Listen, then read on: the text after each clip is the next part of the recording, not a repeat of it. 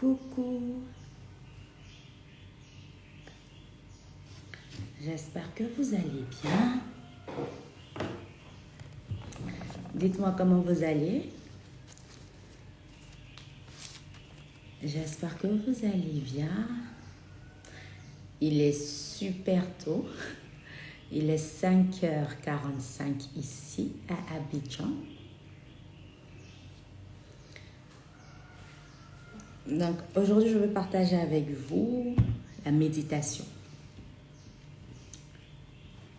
Donc dites-moi comment vous allez bien. Et nous sommes dans le livre de Daniel. Je suis en train de méditer le livre de Daniel et il y a certaines vérités, il y a certaines paroles de l'Éternel que j'aimerais partager avec toi qui pourront t'édifier, qui pourront te challenger, qui pourront te permettre d'aller de l'avant dans ta vie chrétienne. Et on va plus s'accentuer sur le chapitre 4. On va plus s'accentuer sur le chapitre 4, donc nous sommes à méditer ensemble dans le livre de Daniel. Mais je veux bien commencer avec vous, non, dans le chapitre 3, mais je veux bien commencer avec vous par le chapitre 2. Par le chapitre 2, il y a certaines paroles que j'ai soulignées, il y a certaines paroles qui m'ont beaucoup intéressée, qui étaient pertinentes pour moi. Coucou, welcome, welcome, welcome. Il est 5h46 ici.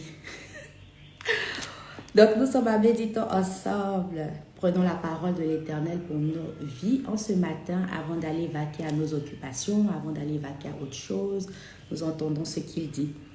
Donc nous sommes dans le livre de Daniel. Je lis Daniel chapitre 2, verset 27. Donc le background c'est quoi? C'est l'histoire de Daniel qui, le roi Nebuchadnezzar avait fait un rêve.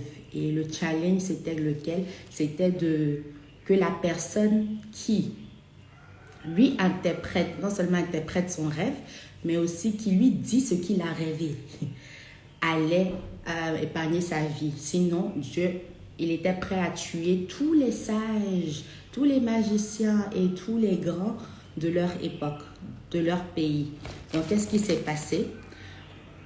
Daniel a prié pour que Dieu puisse lui révéler ce mystère, ce rêve mystérieux pour que lui aussi pas dit au roi et que leur vie soit épargnée.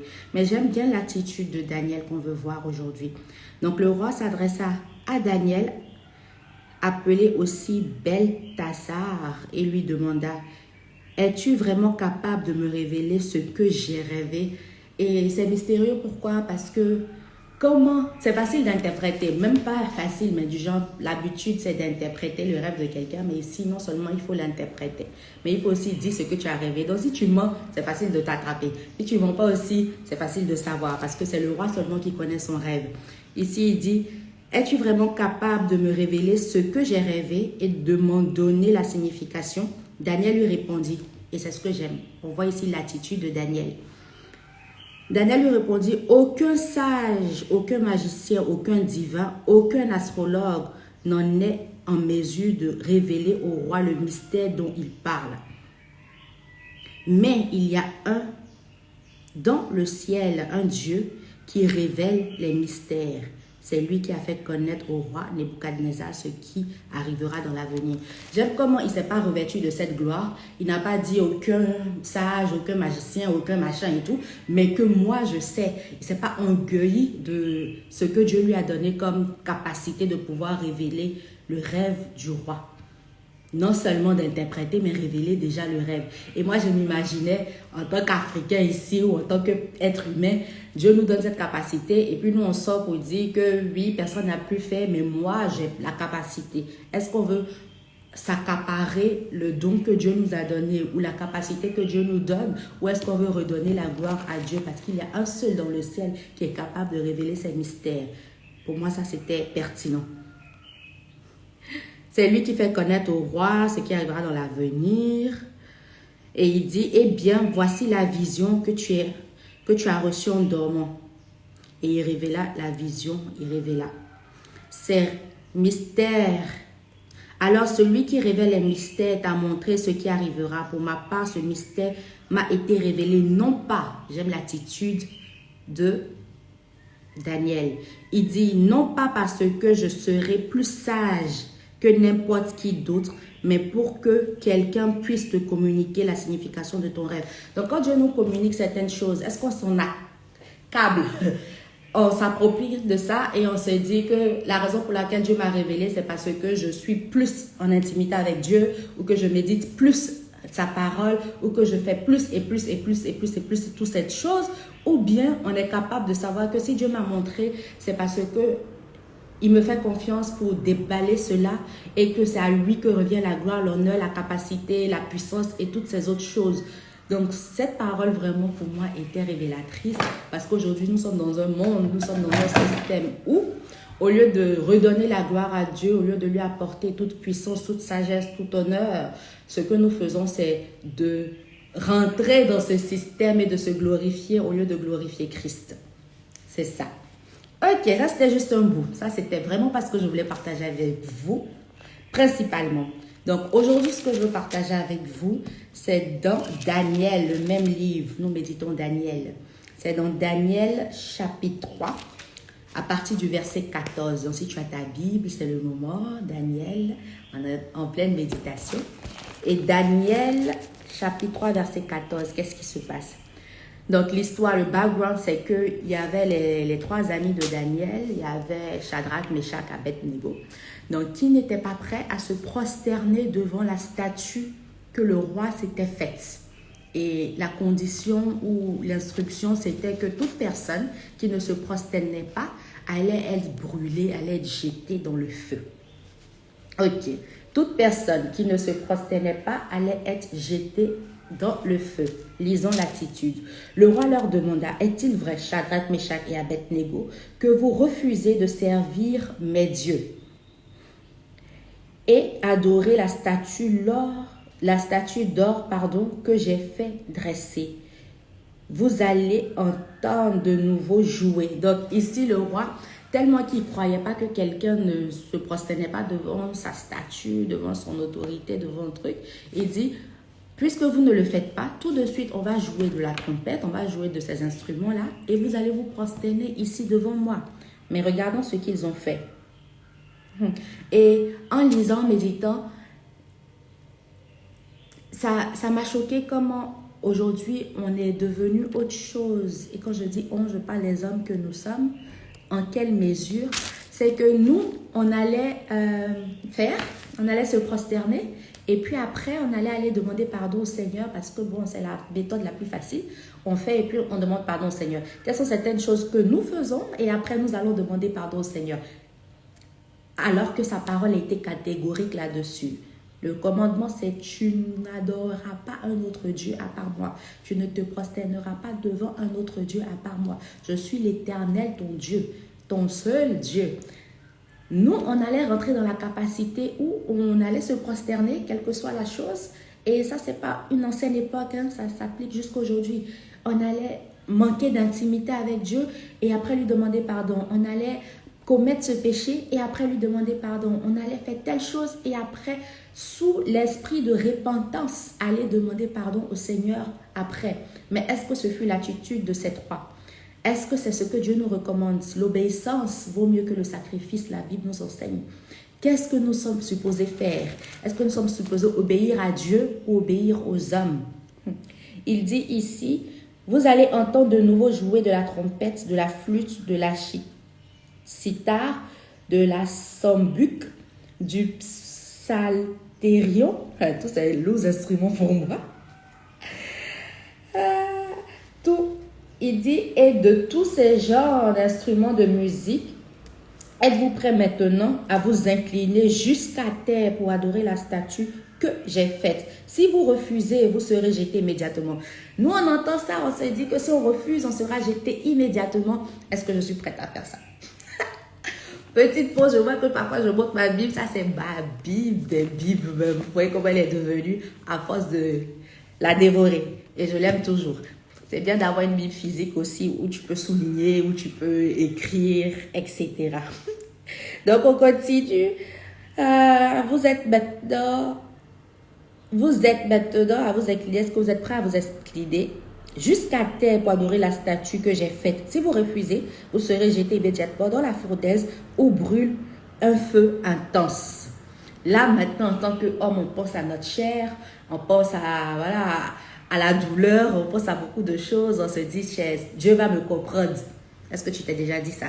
Dieu va te comprendre, mais Dieu observe ton caractère face à ce défi. Dieu observe ton comportement face à cette situation. Dieu te regarde.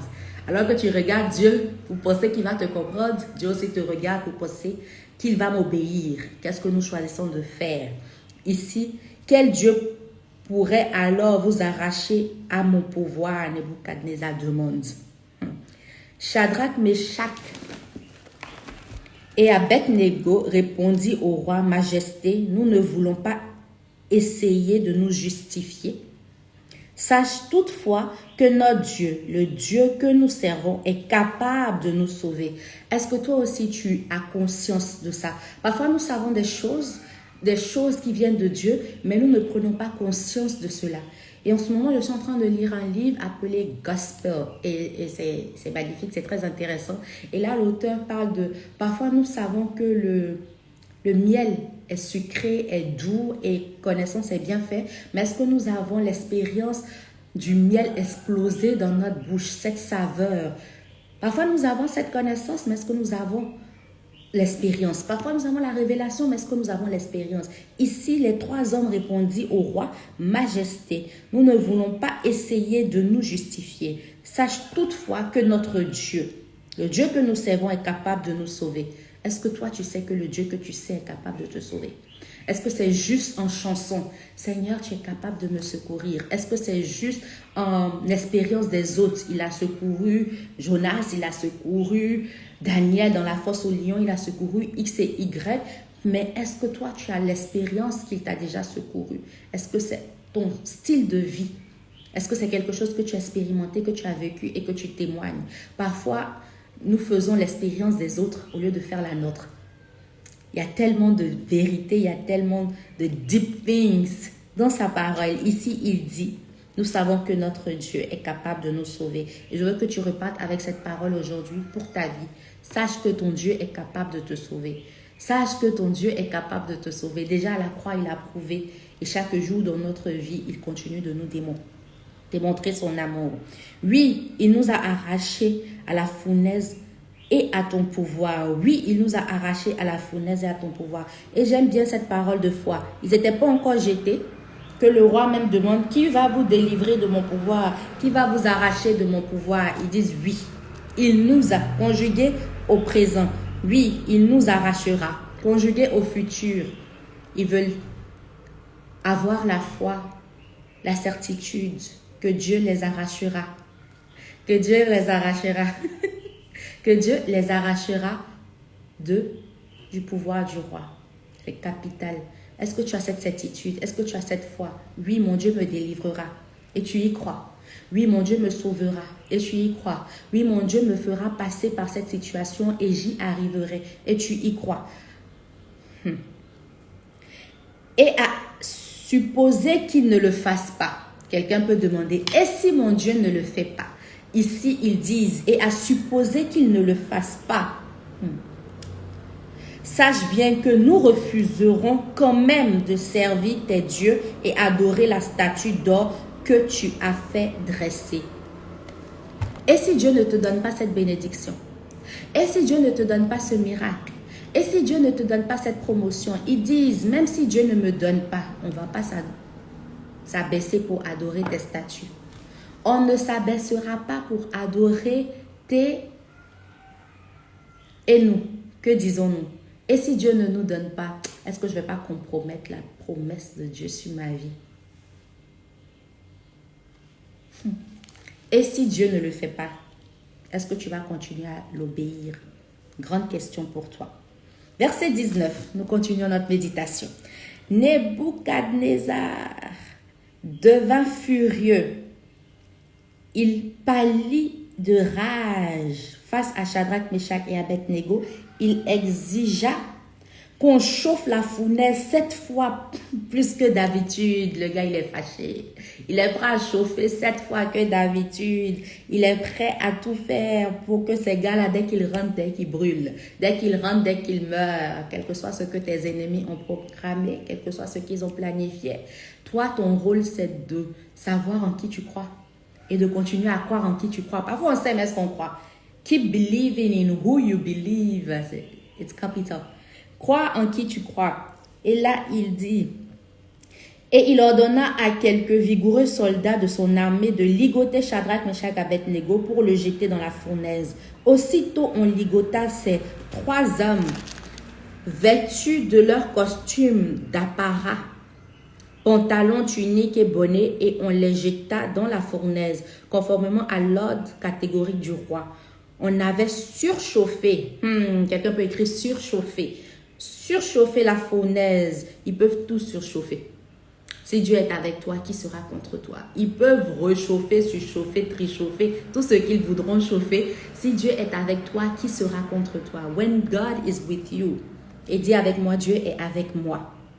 Conformément à l'ordre catégorie du roi, on avait surchauffé la fournaise. Ainsi, lorsque les soldats allaient jeter Shadrach, Meshach et Abednego dans le feu, ils furent eux-mêmes tués par les flammes. Toi-même, on va t'accompagner pour te jeter et les accompagneurs brûlent. Mais tu sers un Dieu vivant. Quant à Shadrach, Meshach et Abednego, ils tombaient tous les 3 ligotés au cœur de la fournaise, sachant qu'ils allaient mourir, sachant qu'ils allaient, c'était la fin, sachant que peut-être qu'il n'y allait plus avoir d'espoir. Ils disent qu'ils n'allaient pas se prosterner devant d'autres dieux. Ils n'allaient pas adorer d'autres dieux. Ils n'allaient pas aller contrairement à la parole de Dieu pour eux, mais ils allaient aller en conformité. Es-tu contraire ou en conformité avec la parole de Dieu pour ta vie? La promesse t'aide. Tu dis que non, toi tu vas accélérer la parole de Dieu pour ta vie, la promesse de Dieu pour ta vie. Dieu t'a promis un enfant, Dieu t'a promis un mariage, Dieu t'a promis une promotion, Dieu t'a promis quelque chose, ce qu'il t'a promis. Et toi tu dis que comme ça n'arrive pas et que ce monsieur est là, pourquoi ne pas avoir un enfant avec lui alors qu'on n'est pas marié? Ce qui est sur enfant, c'est enfant. Enfant, c'est pas enfant. La promesse de Dieu sur ta vie est la parole de Dieu sur ta vie et elle s'accomplira. Ce n'est pas de faire ce qu'on veut, c'est de faire ce que Dieu veut pour nous. Restez dans cette attitude d'obéissance. Verset 24. Soudain, le roi Nebuchadnezzar se leva stupéfait et demanda à ses ministres, « N'avez-vous pas jeté 3 hommes ligotés dans le feu ?» « C'est exact, Majesté, répondit-il. Et pourtant reprit le roi, je vois 4 hommes non ligotés. On jette 3 ligotés, on en sort 4 non ligotés. Il dit, je vois 4 hommes non ligotés se déplacent en plein milieu du feu. Tu te déplaceras en plein milieu du feu, quel que soit le feu qu'ils ont manigancé contre toi, quel que soit le feu autour de toi, quelles que soient les attaques et tout. Tu marcheras au milieu. Sans rien, tu sortiras vainqueur et victorieux. Ici, il dit, il ne porte aucune trace de blessure. Et laisse-moi déclarer sur ta vie et sur ma vie. On ne portera aucune trace de blessure, aucune odeur. Et le 4e ressemble tout à fait à un être divin. Nebuchadnezzar s'approcha de l'ouverture de la fournaise et cria, « Shadrach, Meshach et Abednego, serviteurs du Dieu très haut. » Aujourd'hui, ils sont devenus serviteurs du Dieu très haut. N'est-ce pas que Dieu veut nous faire passer par une expérience qui nous donnera un témoignage qui le glorifiera. Quel que soit ce que tu traverses, c'est un témoignage pour glorifier Dieu. Quel que soit ce que tu traverses, si tu es enfant de Dieu, c'est un témoignage pour sa gloire. Dieu veut se manifester, mais est-ce que tu lui fais confiance? Dieu veut accomplir sa parole et sa promesse dans ta vie, mais est-ce que tu lui fais confiance? Est-ce que tu veux suivre ses voies ou tes propres voies? Ici, le roi qui demandait, est-ce que quelqu'un va vous délivrer de mon pouvoir? Ce roi-là dit, Shadrach, Meshach, Abednego, serviteur du Dieu très haut. On t'appellera servant. du Dieu très haut. On t'appellera fille du Dieu très haut. On t'appellera fils du Dieu très haut. On t'appellera enfant du Dieu très haut. Il dit, serviteur du Dieu très haut, sortez de là et venez. Le langage a changé.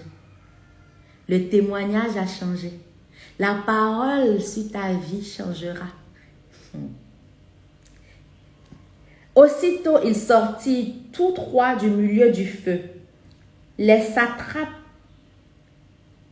les préfets, les gouverneurs, les ministres du roi s'attroupaient pour les examiner. Leur corps n'avait pas subi l'atteinte du feu.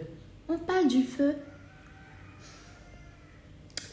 Leurs cheveux n'étaient pas roussis. Leurs vêtements n'étaient pas endommagés. Ils ne portaient même aucune odeur de brûlé. Ce sera ton cas. Ce sera ton témoignage. Le roi s'écria, merci à Dieu de Shadrach. Le roi, il commence à adorer qui? Le Dieu de Shadrach. Il commence à bénir qui? Le Dieu de Shadrach. Il commence à remercier qui? Le Dieu de Shadrach. Ça sera notre part. Le Dieu de Shadrach, Meshach et Abednego. Il a envoyé son ange délivrer ses serviteurs qui, pleins de confiance en lui, ont désobéi à mon ordre royal. Ils ont préféré s'exposer aux tortures plutôt que de servir d'adorer d'autres dieux. Que préfères-tu? Est-ce que tu préfères servir Dieu ou sauver ta peau? Parce qu'il y a danger dedans. Et si une personne, quel que soit son peuple, sa nation, sa langue d'origine, parle avec légèreté du Dieu de Shadrach, c'est le roi qui me menace. Ces personnes ici, de Meshach et d'Abednego, ces personnes seront coupées en morceaux. Aujourd'hui, c'est qui on défend? Laisse-moi te dire que quel que soit ce que tu traverses, Dieu veut faire sortir de la poussière. Il dit, il relève. Il veut faire sortir de la cendre un diadème. Il veut faire sortir de ta situation une belle histoire, un bonheur, un témoignage pour sa gloire. Alléluia. Waouh, waouh, waouh. T'es la meilleure. J'en avais vraiment besoin ce matin. Gloire à Jésus. On bénit le nom du Seigneur. Ce qu'on peut emporter de ce direct, de cette vidéo, c'est que quelles que soient les situations, nous devons savoir vers qui nous tournons. Est-ce que nous tournons vers Christ ou vers la chair? Quelle que soit la situation, est-ce que nous voulons adorer Dieu en tout temps, en toutes choses, en toutes circonstances, ou bien nous voulons plaire nos propres désirs parce qu'on ne veut pas mourir, quelle que soit la mort physique ou spirituelle, on ne veut pas mourir, donc on s'adonne à des choses qui ne glorifient pas Dieu. Mais ça c'est grave, parce que est-ce que tu sais ce qui t'attend demain? Ça c'est grave. Donc sachons faire la part des choses, sachons connaître nos priorités, sachons donner la gloire et l'adoration surtout à Dieu. Est-ce que vous avez des questions? Nous sommes à méditons ensemble. Est-ce que vous avez des questions? Et laissez-moi finir avec une image pour vous.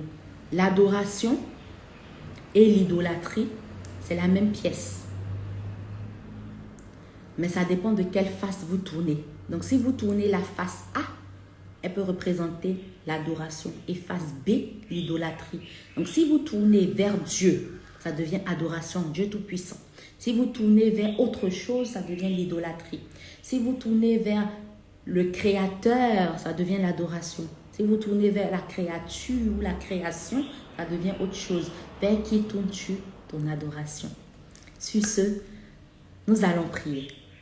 Père, nous te bénissons, nous te rendons grâce. Merci pour ta vie en nous. Merci pour cette vie physique et cette vie éternelle. Merci Seigneur que par ton Fils, nous avons la vie en abondance, la vie Zoé, la vie éternelle. Merci pour tout ce que tu fais. Merci pour ta parole. Aide-nous Seigneur à toujours te voir au devant de tout, à toujours te mettre en premier. Aie la première place dans nos vies. Aie les premières parts, les meilleures portions de nos vies. Seigneur, à toi soit toute la gloire. Aide-nous à toujours prendre conscience d'avec qui nous sommes et pour qui nous sommes. Nous sommes pour toi, nous sommes avec toi tous les jours de notre vie. La Bible dit, si Dieu est avec nous, qui sera contre nous? Le quatrième homme fut dans ce feu avec Shadrach, Meshach et Abednego. Et le quatrième homme, c'est Jésus. Et si tu l'acceptes, il sera avec toi. La prière, c'est que tu l'acceptes au nom de Jésus. Et si quelqu'un ici n'a pas accepté Jésus, cette courte prière pour l'accepter, répète après moi. Seigneur Jésus, je t'accepte dans ma vie. Pardonne-moi de tous mes péchés. Je crois en l'œuvre parfaite de la croix. Merci pour ton amour, pour ta grâce, pour ta bonté, pour ton pardon. Viens dans ma vie et sois mon Seigneur et mon Sauveur, mon Maître et mon Roi. Dans le nom de Jésus que nous avons prié. Amen. Amen, amen, amen, amen. J'ai eu la réponse à ma question dans tout ce que tu as dit. Que Dieu te bénisse encore ce matin. Gros bisous à vous. Que Dieu vous bénisse aussi. Et qu'il nous fasse du bien tout au long de cette journée, tout au long de cette semaine, tout au long de ce mois, de cette année. Donc, shalom, shalom chez vous. Que Dieu vous garde.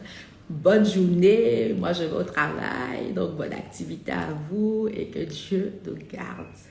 On se prend dans les commentaires, on se prend en inbox.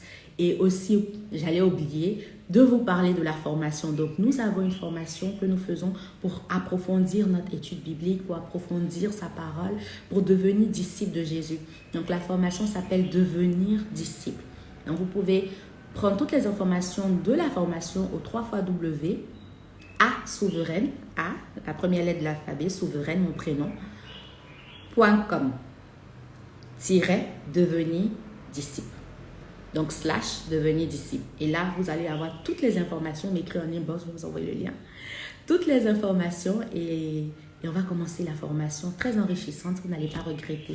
Il y a aussi la formation sur le mariage, école de mariage. Donc, c'est le même lien, mais le / après le / c'est école-de-mariage. Et vous allez avoir aussi toutes les informations sur l'école de mariage, avec les vérités lourdes et profondes qui nous aideront à vivre cette vie terrestre.